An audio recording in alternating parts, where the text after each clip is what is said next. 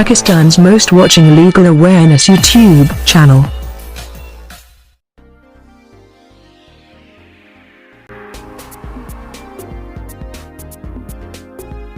Bismillahirrahmanirrahim. Alhamdulillahi Rabbil Alameen. Assalamu alaikum friends and viewers. I hope all are fine. This is Mubashir Iqbal Chauhan, Advocate High Court and Legal Lecturer. Series of legal lectures के अंदर हमारा आज का subject CPC code of civil procedure. हमारा topic या question बहुत ज़्यादा interesting है। प्रीसिप्ट बहुत ही क्रिटिकल है लेकिन बहुत ही ज़्यादा आसान भी है। इसका कॉन्सेप्ट समझने की बस ज़रूरत है।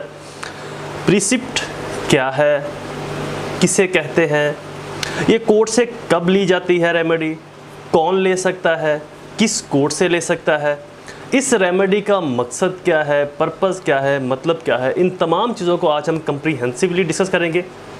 लेक्चर स्टार्ट करने से पहले एज़ यूजुअल अगर आप मेरे YouTube channel law and communication skills के ऊपर नए हैं तो रेड बटन को क्लिक करके मेरे चैनल को सब्सक्राइब करना, साथ में ही बेल आइकॉन को प्रेस करके ऑल नोटिफिकेशन करना ना भूलें ताकि ऐसे ही फर्दर तमाम इन्फॉर्मेटिव लेक्चर्स आपकी एक्सेस में रहे और उनके नोटिफिकेशन आपको बर वक्त और टाइमली मिलते रहे। मज़ीद बरा मेरे लेक्चर्स की फ़ीस को फुलफ़िल करना ना भूला करें, ये बहुत ज़्यादा ज़रूरी है। ये मेरे लिए मोटिवेशन है, माशरे के लिए बेहतरी और आपके लिए फ़ायदा।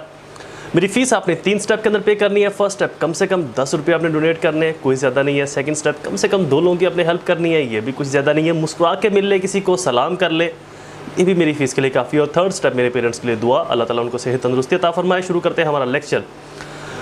अपने लेक्चर्स के जो नोट्स हैं उनका लिंक मैं नीचे डिस्क्रिप्शन के अंदर दे दूंगा। अपने और सोशल मीडिया के जो मेरे ग्रुप्स हैं, Facebook pages, Facebook groups, WhatsApp groups, उनके लिंक भी मैं दे दूंगा। इंस्टाग्राम के जो लिंक्स हैं उनको भी ज़रूर फॉलो करें, वो भी आपके लिए बहुत ज़्यादा फ़ायदेमंद है। और इन फ्यूचर मेरे जो फेसबुक पेजेस हैं या फेसबुक ग्रुप्स हैं वो आपके लिए बहुत ज़्यादा रहनुमाई का बायस भी बनने वाले हैं।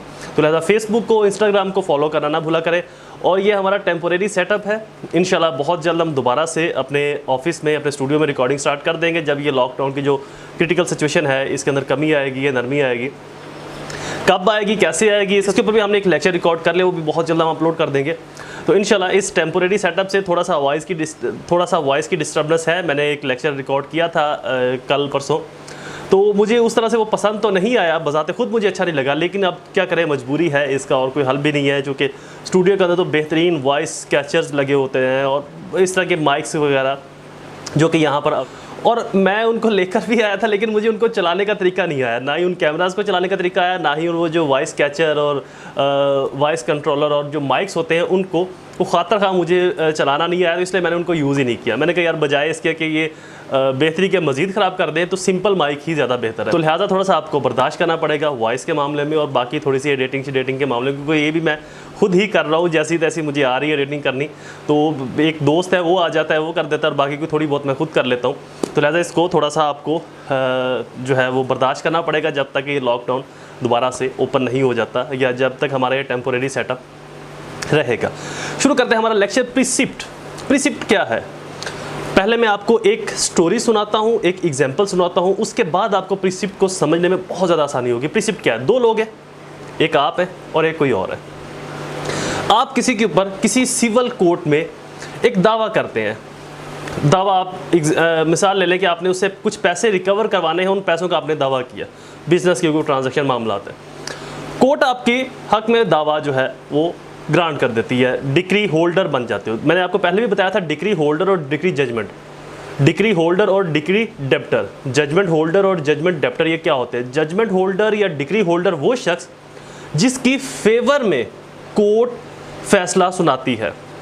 जजमेंट डेप्टर या डिक्री डेप्टर वो शख्स जिसके अगेंस्ट कोर्ट फैसला सुनाती है। समझ आ गई बात की? ये एक लॉ की टर्म है, बहुत कम लोगों को इसके बारे में नॉलेज है। जजमेंट होल्डर से मुराद वो शख्स जिसकी फेवर में, या डिक्री होल्डर वो शख्स जिसकी फेवर में कोर्ट ने डिक्री की, फैसला सुनाया, कोर्ट ने उसकी फेवर में फैसला ग्रांट किया। जजमेंट डेप्टर या डिक्री डेप्टर वो शख्स जिसके अगेंस्ट कोर्ट ने फैसला सुनाया। तो आपने कोर्ट में केस फाइल किया, लॉ ने आपको, कोर्ट ने आपको डिक्री होल्डर बना दिया, यानी कि आपकी फेवर में फैसला सुना दिया। कह जी ठीक है, आपने 10 लाख रुपया फलां शख्स से लेने थे, वो शख्स आपको पैसे देने का पाबंद है। इवन वो कोर्ट प्रोसीडिंग में शामिल हुआ या नहीं हुआ ये अलग बहस है। एक्स पार्टी डिग्री क्या होता है, जब हम इस सीपीसी के अंदर ये टॉपिक रिकॉर्ड करेंगे ना, एक्स पार्टी डिग्री क्या है, तो उस कदर मैं बताऊंगा कि अगर वो प्रोसीडिंग में शामिल नहीं होता तो क्या तरीक़ेकार होगा, अगर शामिल होता है तो अपील, रिव्यू, रिवीजन के क्या तरीक़ेकार होते हैं, या प्रिसिप्ट का वहाँ पर क्या प्रिंसिपल फॉलो होगा, तो ये एक अलग इशू है। लिहाजा वो शामिल होता है या नहीं होता, कोर्ट आपकी फेवर में फैसला सुना देती है कि जी वाकई ही आप हक पर हैं, आपने पैसे लेने इससे, ये शख्स आपको आपका 10 लाख रुपया देने का मजाज है। आया वो प्रोसीडिंग में शामिल हुआ या नहीं हुआ, समथिंग डिफरेंट। अच्छा जी, चलो एक और आसान एग्जांपल के लिए ले लेते हैं कि वो प्रोसीडिंग में शामिल भी हुआ, आपको आसान रहेगा समझने में कि वो प्रोसीडिंग में शामिल भी हुआ। कोर्ट ने दोनों के आर्गूमेंटेशन सुने, दोनों के दलाइल सुने और बाद में आपकी फेवर में फैसला कर दिया कि जी आप हक पर हैं, आपने इससे पैसे लेने हैं और ये बंदा आपको आपके पैसे देगा। कोर्ट ने फैसला सुना दिया, अब आप क्या करें? आप उस फैसले की कॉपी लेकर जो है वो गलियों में भागते रहे, कोर्ट ने मुझे फेवर कर दी, कोर्ट ने मुझे फैसला सुना दिया? नो, अब उसकी एग्जीक्यूशन भी करानी है, जिसको हम इजरा भी कहते हैं उर्दू में। हम एग्जीक्यूशन का एक अलग से पूरा कंप्रीहेंसिव टॉपिक है, उसका क्वेश्चन हम अलग से पढ़ेंगे, तब आपको मैं इसके बारे में बताऊंगा कि एग्जीक्यूशन का मतलब है जब कोई फैसला आपकी फेवर में हो जाए तो उसकी आपने तमील कैसे करवानी है, उसको फुलफिल कैसे करवाना है, उसके बेनिफिट्स को गेन कैसे करना है। तो उसके लिए आप एग्जीक्यूशन या तो फाइल करते हो या एग्जीक्यूशन का जो प्रोसीजर है उसको अडॉप्ट करते हो। लिहाजा कोर्ट ने आपकी फेवर में फैसला सुना दिया। अब फैसला लेकर गले में फिरते रहोगे जी मेरी हक में कोर्ट ने फैसला कर देता है, मेरी मौजा लग गई, कुछ ना कुछ तो उसका करना है ना, बेनिफिट कैसे लेने हैं। अब फैसला तो आपके हक में आ गया, लेकिन जो आपने 10 लाख लेना था वो आपको कैसे मिलेगा, उसके लिए आप एग्जीक्यूशन की प्रोसीडिंग को लॉन्च करोगे। एग्जीक्यूशन की प्रोसीडिंग आप स्टार्ट करोगे। आप एग्जीक्यूशन की प्रोसीडिंग करते हो, सेम कोर्ट में ही एग्जीक्यूशन होते हैं, ये भी आपको बताता चलूँ, अपर लोअर किसी और कोर्ट में होगी, सेम कोर्ट में होगी। अब क्या होता है, कैसे आप हो लाहौर में, जिस शख्स के खिलाफ आपने फैसला लिया है या जिस शख्स के खिलाफ आपने फैसला कोर्ट से लिया है वो शख्स है जी उधर फैसलाबाद का। अब लाहौर की कोर्ट कहती है कि फैसलाबाद मेरी टेरिटोरियल जुरिस्डिक्शन में नहीं आता। टेरिटोरियल जुरिस्डिक्शन का मैंने लेक्चर अपलोड किया हुआ, आप उसको देख लीजिएगा CPC की प्लेलिस्ट के अंदर जाकर कंप्रीहेंसिवली। इलाकाई हदूद में नहीं आता तो मैं कैसे इसकी प्रॉपर्टी को अटैच करूं भाई? आप कहते हो माय लॉर्ड आपने फैसला किया है, आपने देखा है मैं हक पर हूं, मैंने पैसे लेने हैं, मुझे पैसे दिलवाए जाए, मैंने फैसला अकेला अपने हक में लेकर तो नहीं ना कुछ करना, पैसे मिलेगा तो मुझे बेनिफिट मिलेगा।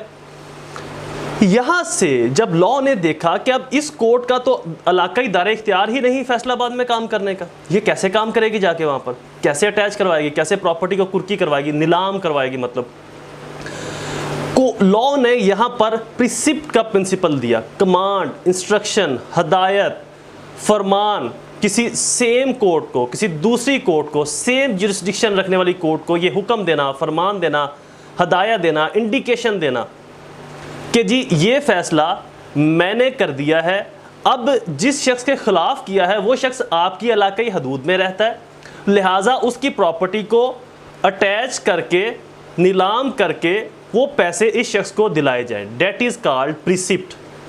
यानी कि जब एक कोर्ट दूसरे इलाके में अपने इख्तियारात को इस्तेमाल नहीं कर सकती तो क्या उस बंदे को लावारस छोड़ दिया जाए जिसकी फेवर में फैसला किया, बस फैसला करके खुश हो गए? तो यहाँ पर कोर्ट ने उस शख्स की फर्दर रेड्रेसल के लिए, फर्दर दाद रसी के लिए इस प्रिंसिपल को स्टार्ट किया है प्रिसिप्ट। आई होप ये आपको समझ आ गई होगी। तो प्रिसिप्ट कहते हैं कमांड, इंस्ट्रक्शन, डायरेक्शन को, हुक्म, फरमान, हदायत को। तो वो शख्स अपनी रेलिवेंट कोर्ट को बोलेगा कि ये शख्स फैसलाबाद में रहता है। फॉर एग्जांपल उस लाहौर का जो वो शख्स है उसका फैसला सीनियर सिविल जज ने किया, वो कहता है माय लॉर्ड आप फैसलाबाद के सीनियर सिविल जज को ये डायरेक्शन दे दें, ये फरमान दे दें, ये हदायत दे दें, ये इंडिकेशन दे दें, ये उसको समन भिजवा दें, नोटिस कर दें कि जी मैंने इस केस का फैसला कर दिया, इस शख्स की प्रॉपर्टी फैसलाबाद के फलां एरिया में जो कि आपकी इलाकाई हदूद में आता है, बनता है, वहाँ पर इसकी प्रॉपर्टी है, इसकी प्रॉपर्टी को जब्त किया जाए, नीलाम किया जाए और फिर 10 लाख रुपए लेकर इस शख्स को दिए जाए और जो बाकी पैसे बचे वो उसको वापस कर दे। तो जो इस दौरान कोर्ट लीगल प्रोसीडिंग अडॉप्ट करती है, जहां से आपको फैसला मिला है, आपकी फेवर में आप डिक्री होल्डर बने हो, वो कोर्ट जब इस प्रोसीजर को अडॉप्ट करती है तो ये प्रोसीजर कहलाता है प्रिसिप्ट का, precept of CPC, civil procedure code का ये प्रिंसिपल प्रिसिप्ट है। जब कोर्ट आपकी दाद रसी के लिए इस प्रोसीजर को, जो मैंने आपको बताया है, जब इसको प्रैक्टिकली अडॉप्ट करती है तो डेट इज कॉल्ड प्रिसिप्ट। यानी कि आपकी दादरसी के लिए तो फिर कोर्ट अपने उस रेलिवेंट सीनियर सिविल जज को डायरेक्शन देगी, एक अदालती फरमान जारी करेगी कि मैंने फलां शख्स का, यानी कि आपका ये फैसला आपकी फेवर में, इस शख्स की फेवर में सुनाया है, 10 लाख रुपए इसने उस शख्स से लेने हैं, वो जो शख्स है वो आपके इलाके हदूद में रहता है, उसकी प्रॉपर्टी को जब्त करे, नीलाम करे, 10 लाख रुपए शख्स को दे और बाकी उसको उसका वापस कर दे। तो ये तमाम प्रोसीजर कहलाता है प्रिसिप्ट। अब चलते हैं क्वेश्चन की तरफ। Reliance section of CPC precept का है section 46। Reliance section of CPC precept का है section 46। Literal meaning, it is a letter of request by the court which passed a decree requesting another court having jurisdiction over the subject matter adjudicate upon the attach the said property belonging to the judgment debtor। मैंने आपको बताया कि judgement holder जिसकी favour में दी जाती है, judgement debtor जिसके against फैसला सुनाया जाता है। सेम ऐसे ही डिक्री होल्डर जिसकी फेवर में डिक्री, डिक्री डेप्टर जिसकी अगेंस्ट डिक्री जो है वो अनाउंस की गई है कोर्ट की तरफ से। लिटरल मीनिंग कि इसका पर्पस क्या है, एक कोर्ट दूसरी कोर्ट को ये कहती है कि मैं इस केस का फैसला कर चुकी हूँ, फैसला सुना चुकी हूँ, on the merit of ground इसका मैं फैसला कर चुकी हूँ, तो लिहाजा अब आप इसकी रिकवरी के लिए उस शख्स की प्रॉपर्टी को जब्त करें और इसकी रिकवरी करवा के दें जिसकी फेवर में मैंने फैसला किया है। Who may apply for prescript, understood बात है, जो डिक्री होल्डर होगा, जिसको बेनिफिट होगा, जिसको फ़ायदा होगा, वो अप्लाई कर सकता है प्रिस्क्रिप्ट के लिए। The decree holder is a person who may apply for the prescript. It is worth noticing that applying for the precept is not independent right but a step toward execution of decree। जैसे कि मैंने आपको पहले बताया कि ये कोई independent principal नहीं है। एक चीज़ और बता दूं कि मैं बहुत जल्दी एक ऐसा लेक्चर अपलोड करने वाला हूं कि बेसिकली लॉ के लोगों को ये भी असल में बहुत से लोगों को लगता है कि लॉ खुद ब खुद चलता है, कुछ को लगता है कि नहीं लॉ बाई कमांड चलता है। तो लॉ की कुछ कैटेगरीज है। सबसे पहले तो सब्सटेंटिव लॉ होता है और फिर प्रोसीजर लॉ। ये जो आज हम पढ़ रहे हैं ये प्रोसीजर लॉ है। सब्सटेंटिव लॉ की भी 2 इकसाम है, प्रोसीजर लॉ की भी 2 से ज़ायद इकसाम है। एक है इंडिपेंडेंट लॉ, एक है बाय कमांड लॉ। इंडिपेंडेंट नहीं है, किसी की कमांड से, किसी के हुक्म से उसको आगे फर्दर प्रोसीड किया जाता है। जैसे कि आजकल लॉकडाउन लगा हुआ है 144, इसके ऊपर भी मैंने रिकॉर्डिंग कर ली है, अपलोड जल्दी हम कर देंगे। तो ये भी बाय कमांड लॉ है, ये खुद ब खुद फुलफिल नहीं हो सकता। ऐसा कानून जो खुद ब खुद अमल ना कर सके, that is not called independent law. और ऐसा कानून जो खुद ब खुद हरकत कर सके, अमल में आ सके, that is called independent law, यानी कि जिसको किसी कमांड की, हुक्म की ज़रूरत नहीं पड़ती। Competency of court in which the precept is made, कौन सी कोर्ट है जहां पर प्रिसिप्ट जो है ये बनाई जा सकती है। The court which the precept is made must be competent regarding territorial subject matter as well as pecuniary jurisdiction. जैसे कि मैंने आपको बताया कि अगर मामलात हैं पैसे के, इलाके के, तो जिस कोर्ट को भिजवाया जा रहा है उसका इतना इख्तियार हो कि उन मामलात को सुनती भी हो, सुनने का इख्तियार रखती हो। समाते पेक्यूनरी जुरिस्डिक्शन, दायरा इख्तियार, समात दायरा इख्तियार रखती हो, इलाकाई दायरा इख्तियार रखती हो, माली दायरा इख्तियार उसके ऊपर रखती हो वो court. Power of the court of precept made, power of the court in which precept is made, जिसके अंदर प्रिसिप्ट गई है उसकी पावर्स क्या है, वो प्रॉपर्टी को अटैचमेंट कर सकती है जजमेंट डेप्टर की प्रॉपर्टी जिसके खिलाफ फैसला आया है, और उस डेट और दिन से बनाएगी जिस दिन से उसके पास प्रिसिप्ट बनी है, जिस दिन पिछली कोर्ट ने प्रिसिप्ट के लिए हुक्म जारी किया था इस कोर्ट को। To sell the attachment property upon the request, instruction और order of trial court who made the precept upon the request. एक और चीज़, जिस कोर्ट ने ट्रायल किया है, जिस कोर्ट को भिजवाया गया है प्रिसिप्ट के लिए, वो कोर्ट ट्रायल कोर्ट के हुक्म पर ही उसको सेल करेगी। अगर ट्रायल कोर्ट ने कहा है कि इसको सेल कर दे तो सेल कर देगी। अगर प्रॉपर्टी मूवेबल है और उसका पैसा रिकवर हो सकता है ऑन द ट्रायल कोर्ट में जो है मंगवा कर, तो ट्रायल कोर्ट प्रिसिप्ट कोर्ट को बोलेगी कि प्रॉपर्टी को आप जब्त करें, अपने तहवील में लें और इसको हमारे पास भिजवा दें हमारी ट्रायल कोर्ट के अंदर। तो ट्रायल कोर्ट के हुक्म पर ही प्रोसीड करेगी। उस वक्त जो दूसरी कोर्ट है वो ऐसे प्रोसीड करेगी जैसे कि एक सबॉर्डिनेट कोर्ट प्रोसीड करे। वो इंडिपेंडेंट इख्तियार नहीं रखती, सिर्फ उसकी डायरेक्शन और इंस्ट्रक्शन के ऊपर, ट्रायल कोर्ट की डायरेक्शन और इंस्ट्रक्शन के ऊपर ही अमल किया जाएगा।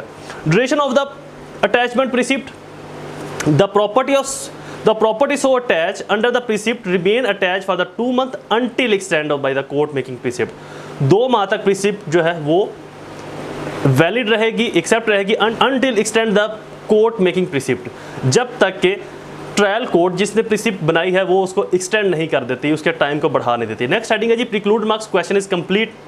आई होप ये लेक्चर आपके लिए फ़ायदेमंद साबित हुआ होगा। अगर आप अभी तक भी मुझे देख और सुन रहे हैं तो आपकी हिम्मत और ज़ौक़ की तो दाद देनी पड़ेगी, आपके शौक़ को भी सलाम करना पड़ेगा।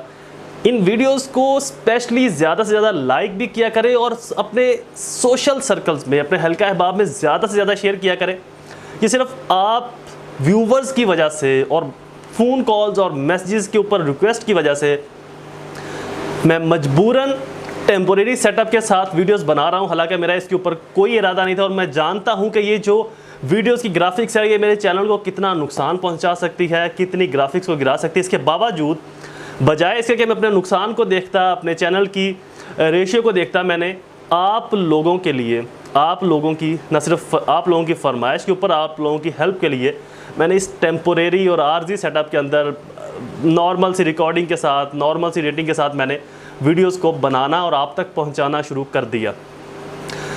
मुझे HD कैमरास की रिकॉर्डिंग का बिल्कुल भी नहीं पता, ये जो DSLRs होते हैं इनकी रिकॉर्डिंग कैसे की जाती है, किस तरह से, बस जिस तरह की भी अजीब सी माड़ी मोटी रिकॉर्डिंग मुझसे हो रही है मैं कर रहा हूँ, अजीब गरीब सी, एक अजीब व गरीब टाइप की रिकॉर्डिंग मैं कर रहा हूँ, बस जैसी भी हो रही है ना मुझे वॉइस का पता है। तो लिहाजा ये आप लोगों के लिए मैंने इतनी मुश्किल बर्दाश्त की, और रोज़े के अंदर रिकॉर्डिंग करना बहुत मुश्किल काम होता है, ये आप लोग भी समझते होंगे।